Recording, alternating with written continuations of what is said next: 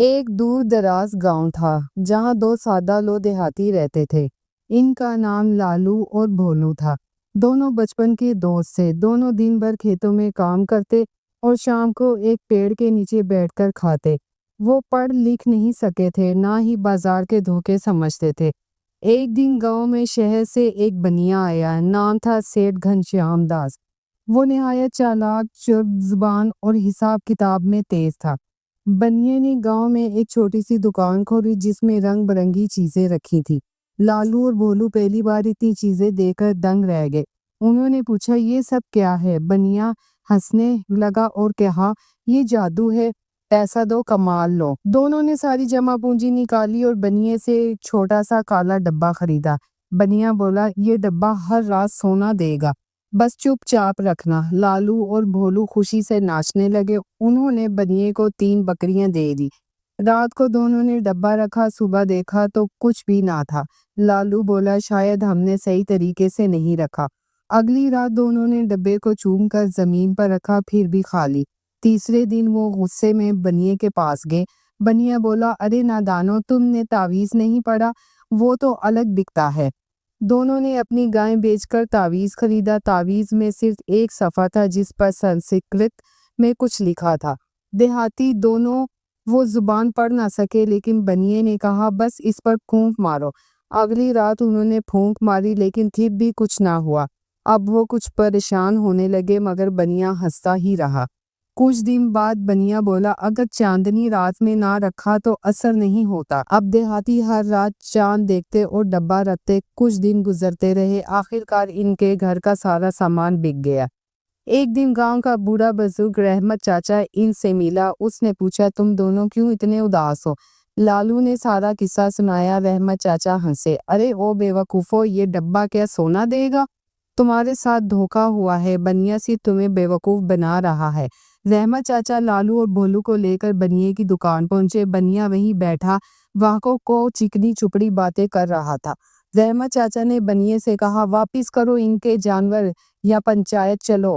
بنیا گھبرا گیا، کیونکہ اسے پتا تھا کہ پنچایت میں جھوٹ نہیں چلے گا۔ اس نے کہا، ارے بابا، ان کا دل بہلانے کو مذاق کیا تھا۔ پنچایت بلائی گئی، پورا گاؤں جمع ہو گیا۔ لالو اور بھولو رو رہے تھے اور بنیا پسینہ پہنچ رہا تھا۔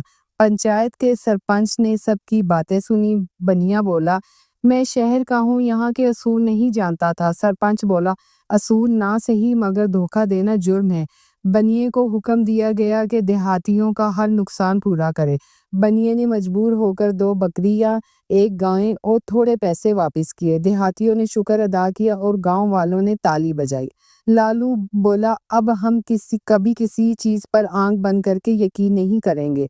بھولو نے کہا، اور نہ ہی کسی کی بات بغیر سمجھے مانیں گے۔ رحمت چاچا مسکرائے اور بولے، یہی عقل ہے جو کتابوں سے نہیں تجربے سے آتی ہے۔ لالو اور بھولو پھر سے کھیتوں میں کام کرنے لگے۔ وہ اب پہلے سے زیادہ ہوشیار تھے۔ گاؤں والے بھی اب بنیے سے بچ کر چلنے لگے۔ بنیا کچھ دن بعد اپنا سامان سمیٹ کر گاؤں سے چلا گیا۔ اس نے سوچا، ان دیہاتیوں کو دھوکہ دینا اب آسان نہیں۔ گاؤں میں اب ہر کوئی پہلے مشورہ کرتا، پھر فیصلہ کرتا۔ دیہاتیوں کی سادگی اب سمجھداری میں بدل چکی تھی۔ بچے بھی اسکول جانے لگے تاکہ وہ کل کو چالاک نہ بنے، عقل مند بنے۔ لالو اور بھولو نے چھوٹا سا اناج کا کاروبار شروع کیا۔ انہوں نے سچائی سے کام کیا اور لوگوں کا بھروسہ جیتا۔ آہستہ آہستہ وہ خود بنیے سے بھی بہتر سوداگر بن گئے۔ ان کا نام دور دور کے گاؤں میں ہونے لگا۔ وہ اپنے نقصان پر سبق سمجھ کر آگے بڑھے۔ اب وہ دوسروں کو دھوکہ نہیں کھانے دیتے تھے۔ اگر کوئی چالاک بنیا آتا تو سب کو پہلے ہی خبردار کرتے۔ ایک دن ایک نیا بنیا آیا اور وہی جادوئی ڈبہ بیچنے لگا۔ لالو نے اسے روک کر کہا، یہ جادو کا ڈبہ نہیں، دھوکے کا ہنڈولہ ہے۔ بنیا گھبرا کر وہاں سے بھاگ گیا۔ گاؤں والے ہنسنے لگے اور لالو اور بھولو فخر سے مسکرائے۔ اب وہ صرف سادہ دیہاتی نہیں تھے، تجربہ کار لوگ بن چکے تھے۔ گاؤں میں سب کہتے تھے، جو سیکھو وہی عقل مند ہوتا ہے۔ بے وقوفی ایک بار ہو سکتی ہے، بار بار نہیں۔ اور یوں ایک دھوکہ ان دونوں کو چالاکی سکھا گیا، ہمیشہ کے لیے۔